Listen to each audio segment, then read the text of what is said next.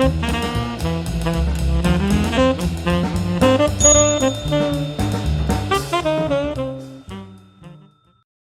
everybody, my name's Paul Murphy and I've got a passion for hats. Hi everybody, welcome to 2025. Happy New Year, and let's hope this is a really good year for everybody around the globe. Right, today I had a package turn up, which it turned up in a plastic bag. I mean, I've seen some packaging in my time, but this one almost bit the biscuit. I thought it was a plug socket I'd ordered off of Amazon. Well, how wrong could I have been? So I opened up the first layer and I got two more plastic bags. So let's open it up and see what we've got. I'm expecting a nice fur felt hat, and oh, hello. So that's how it's arrived. And this, believe it or not, is a Lock&Co. Can you see the label in there? It's a Lock&Co fur felt hat, a really nice hat. This hat is probably the predecessor, or possibly the current Fairbanks that they actually make, which is about £445. So it's an interesting hat. It's obviously been used quite well, and no doubt loved over its life. Interestingly, it's one of those hats that you could actually roll, because it's got the cotton on the inside for the sweatband rather than the leather. I'm not sure I'm a big fan of the cotton, to be honest. I must admit I do like a leather sweatband and the way that it sits and holds on your hat, but the comfort of a cloth sweatband is really, really good. And anyway, this one clearly needs a bit of a loving session of cleaning, brushing, steaming, and it might need a little bit of stiffening. I don't know, we'll have a look when we get it in there and get it into the hat room. So why don't we go on through and let's see what difference we can make to this hat. Okay, so we're in the hat room now with the Lock&Co. I've got a block out. It's a smaller block than the size of the hat. The size of the hat says it's a 62. To be frank, I've just tried it on, and I'm about a 60, and it's more like a 60, 61. So it's probably shrunk a little bit with wear and tear. So what we're going to do first of all is knock it out so it's an open crown, just like that. Can you see the V still there from where it's been steamed and folded? And we've got a cloth sweatband, as I mentioned earlier, inside there. I'll pop it over the block and it starts to give it a bit of shape. So what we want to do is get a bit of shape in it and get some purchase on actually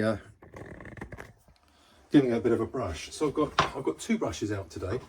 I've got the hard and medium, and then the soft. So I normally start off with the hard. Bear in mind we're going anti-clockwise, remember. So here we go. I'm going to give it a good old brush round. Just a tip, whilst you're doing the brushing, it's worth just putting your steam source on, whether it's a kettle or whether it's a steamer like mine, just to get up to temperature so you've got it ready for when you want to get started. So I'm going to just brush this out first of all, because it seems to have a bit of sort of excess dust and what have you on it. So I'm going to do that before I actually put the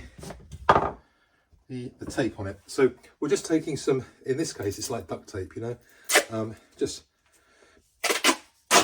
that's it, taking a nice chunk off, and hopefully that will say yes, there we go. Right, now wind it round the hands, and this stuff is blooming sticky, so it can get all the dirt and grime and actually a lot of, oh look at that, can you see that already? Blimey. Okay, so we're going to bring this back quite nicely. Probably hasn't been done for a long time, which is fine and quite normal, but I'm going to need to do it a couple of times. I can see that. Yeah, this is all coming off quite nicely. It's a very, very flimsy, thin material, this felt, which leads me to believe it's one that you can actually roll up and put in your pocket. In fact, let's have a look. If I were to put it over like that and I were to roll it, there you go. It's one of these rolled up hats from the likes of Lock&Co. There we are. That went quite well. I want to put some steam in it. It'll all go back into shape quite nicely when I unroll it. So we'll do some of that in a minute. But let's just carry on with the tape at the minute. So, ooh, it's everywhere, this sticky, I'll tell you. Right. I'm paying attention to down the front here, because a lot of people, do you know when you got the little crease at the front here, at the top of the crown, a lot of people will get their hat on and off by lifting it up like this. It's the wrong thing to do. Always lift and put your hat on by the brim. It will keep the hat in much better shape for much longer. Here we go. Okay. That's interesting. What's that mark? Probably just a general mark. Right. Okay, so now what I'm going to do is take another piece and do the inside of the brim. For that, I shall take it off of the stand.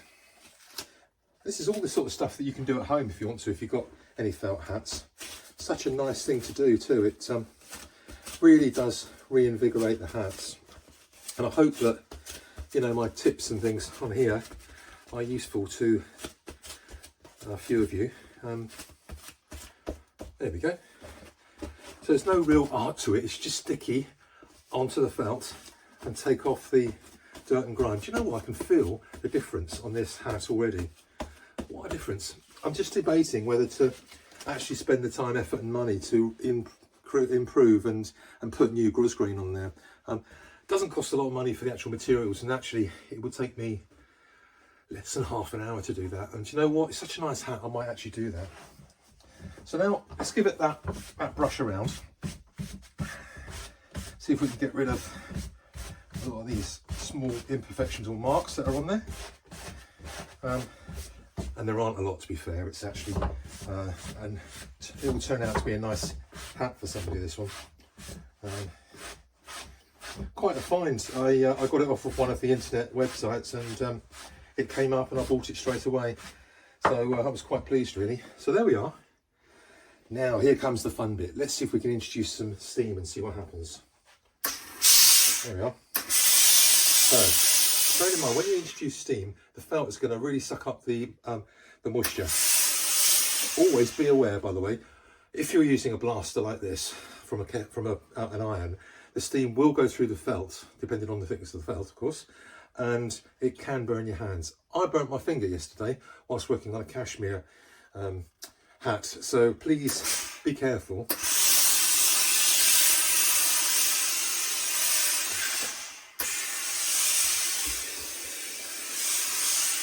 So by putting the steam in there as well, it just freshens it up inside. Ooh, so I need to clean the band in a moment, which I will do. But first of all, let's pop that back on there and give it a bit more steam.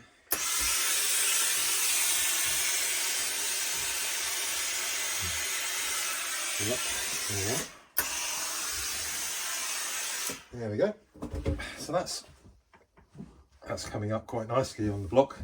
It's got rid of the the folds that were on there, which is great. Now I do have a nice block for the brim. It's interesting to note that it happens to the best of us. This is a hat where the rear is about here. Actually,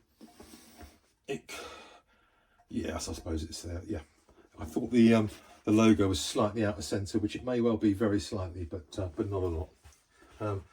Right, just interestingly, let's just see how this folds back whilst we're just talking here. So already you can see that that's coming back as a nice hat. So I'm going to give this a bit of a blocking now on the brim. So let's see what we've got in the way of brim blocks. Right, okay. This means getting out a smaller one. Okay, so for those who haven't seen it, this is a brim block frame from our friends at Guy Morse Brown. They make some really good equipment to work on hats. And let's see if I can find a brim block. Yep, here we go. Let's try this one. So this one is a smaller one that I use for my fedoras. This is, let's just give you some proportions on this hat. It's probably going to be about 10 centimetre at the crown, and I reckon about 6 centimetres, yeah, 6 centimetres on the brim. So it is exactly what I thought in terms of the style. So here, on a brim block, you've got one side is absolutely flat, the other side is sort of gouged in a bit. And there's a reason for that, and the reason is, when you look at the grosgrain and you've got a bow, you don't want to damage that bow when you're putting it. If a customer comes in and they want their hat reblocked, then I've got to make sure that that bow stays in good condition. So you put the bow in first, and then you pop the rest around the block. In fact, that's the wrong block because that's a small block and we need a big block. Hang on.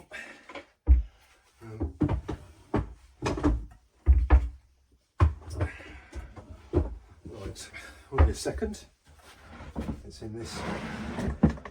Oop. Here we go. There we are. So the same thing again, but bigger. And that's it, it's that size. There we are.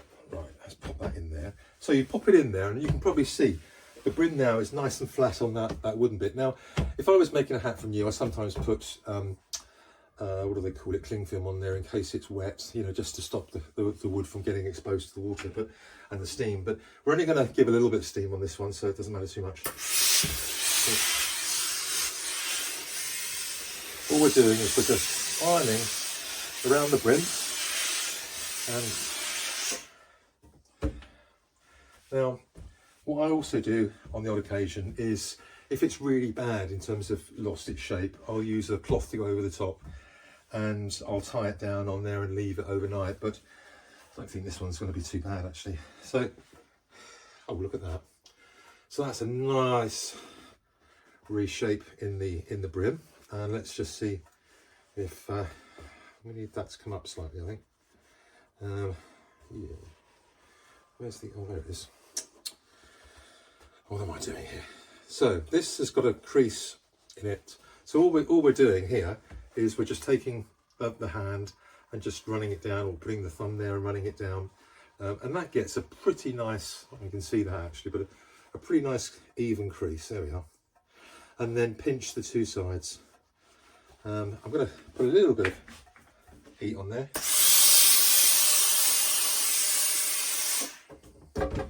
Just so that, well, what I normally do then is to get it even, is just use my fingers. And then I like a 2 finger width at the front here. So I put 2 fingers up in front of the hat here and just ease it over whilst it's drying out, but it's actually the heat's going out of it from the steam. And there we are. You've got one very nice hat. And as I say, I'm going to put some more grosgrain on this hat because I really do think that it's got a nice bit of life left in it. On the inside here, all I'm going to do there, in fact I'll do it now, I've got some cleaning agent in this bottle. It's not what it says on here, it's not Maguire's wax. I've just used the bottle. But I just tend to wipe around the insides because you never know what's been on there, and a quick wipe round will clean that off nicely. There we are. And it just makes it nice for the next person. You know, for something that takes a few minutes, it's more than worthwhile. Now this one, where it's been worn, you can probably see that the actual logo on the sweatband there has almost come away, to be fair. So so that's a bit of a shame, but it's a nicely worn and loved hat. So let's take mine off and let's pop this one on. Let's just see what it's like, shall we? There we are, and that'll pop down the front there, and it's a very nice Lock&Co trilby.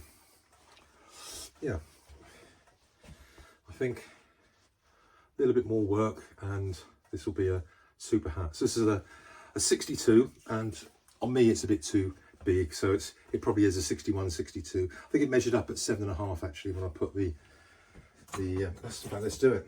There's my size hat sizing tool. yeah, it's coming up to 7.5 if you can see it there. Don't know whether you can see it, but it's because it's backwards in the camera there. But anyway, that's a very nice Lock&Co hat, and I hope you've enjoyed the video. We'll see you again soon. Thanks. I thought, as I hadn't done this for a while, I'd show you how I repair or enhance hats that I buy in. And this one's the Lock&Co one, as you heard. What I'm going to do is take off the old grosgrain and then put some new in. So what I'm going to do first of all, as a reference point, is I'm going to offer it up to the video. In fact, no, I'm not. I'm going to use my camera and take some photographs of it. So let's turn it on and take some photographs of the hat.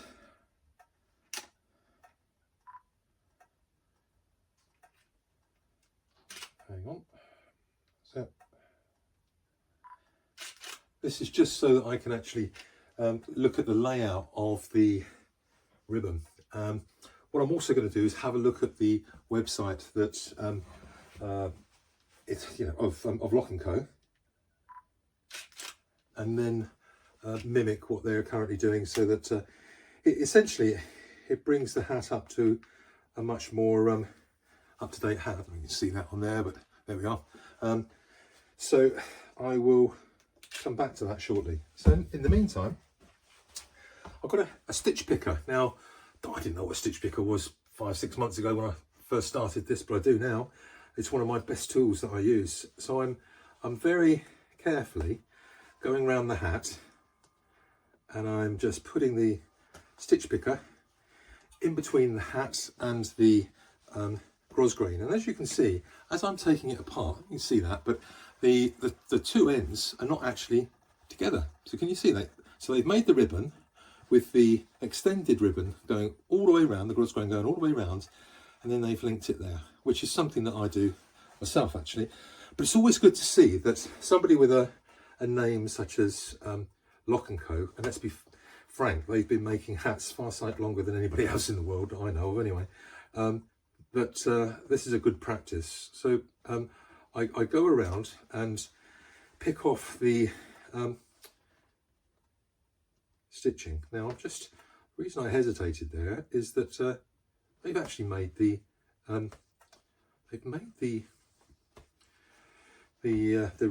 bow separate to the ribbon that goes around. Can you see that? So there's one end and there's the other end. I've not seen that. So okay, that's certainly not a way that I would make the bow and then take the remainder of the grosgrain around the hat so that I can get the tension right on the bow. But each hatter, I suppose, does it in their own way.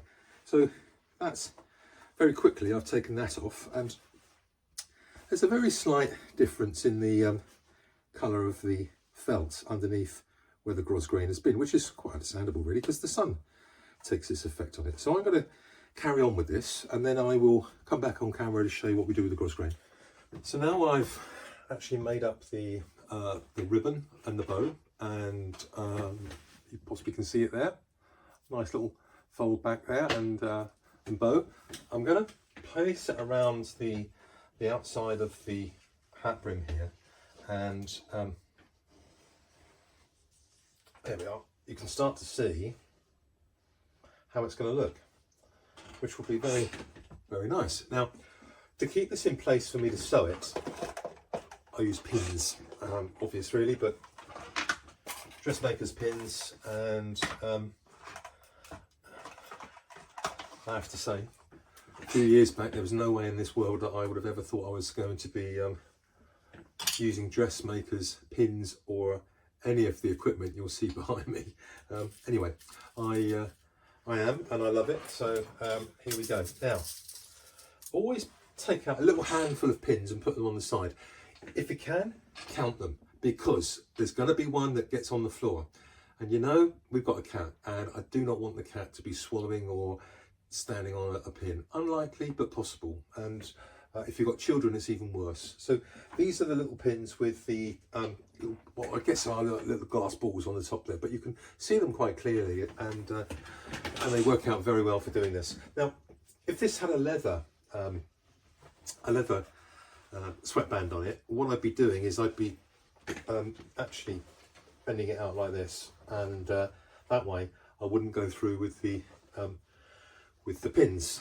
So it's a bit difficult with this one because the actual sweatband is like a very, very slightly stretchy material, so therefore it does not want to stay in its place. So I'm going to have to probably use the base here to ease that out a bit like that, and yeah, that would work. Let's just pull that out over there. There we go. So if I'm careful and don't pull this right the way down, then I can put pins straight through it. So I'm then looking at the dimensions of the hat. So we've got the front, we've got the rear, and we've got the two sides. And we always put the ribbon on the left-hand side here in the UK, and I guess they do in most countries. I've not seen many have it on the right-hand side. So I'm going to look to see if I can get the centre. Looking there and there, and probably about there. And then I'm putting the centre of the bow into where I believe the centre of the side is, and then quite simply sticking a pin through it, or at least trying to. Cool, this is a bit okay. All right, so that will go in, but it's just a tad difficult because of this this current setup. And you just follow it round. You can see here, but I will follow this round and pin it to the hat, right close up to and covering up the stitch line that's been created to actually stitch in the sweatband. So as you can, I don't know if you can see this on camera, but there is a stitch line going around this join here, and so you want the cross grain right up nice and close. I'll then tack it in, and then you won't see the stitch line. So I'm going to come off camera and carry on with this, and I'll show you when it's done.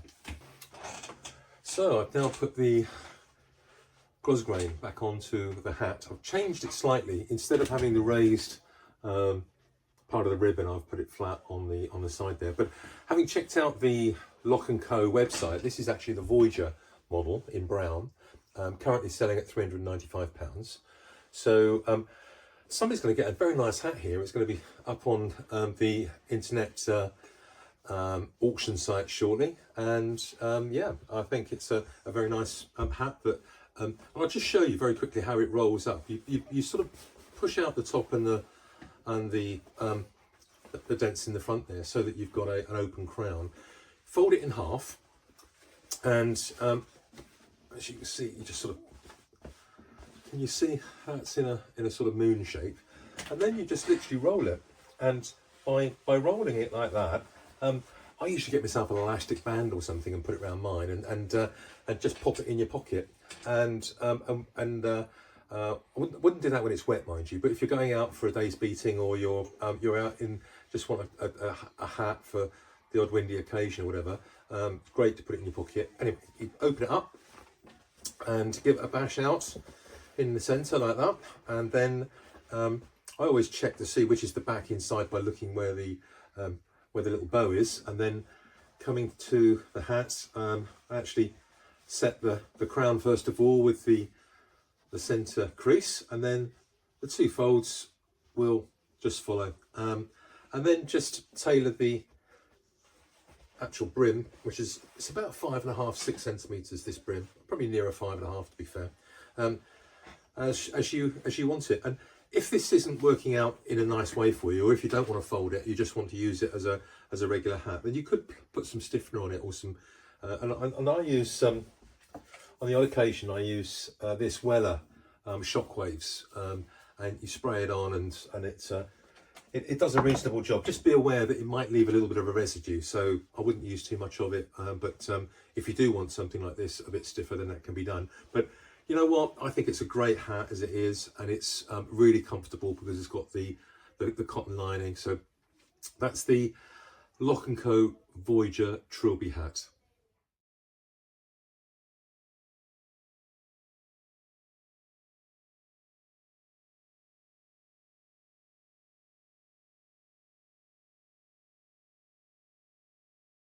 If if you've got a passion for hats, keep watching the channel. Thank you very much. Cheers. Bye.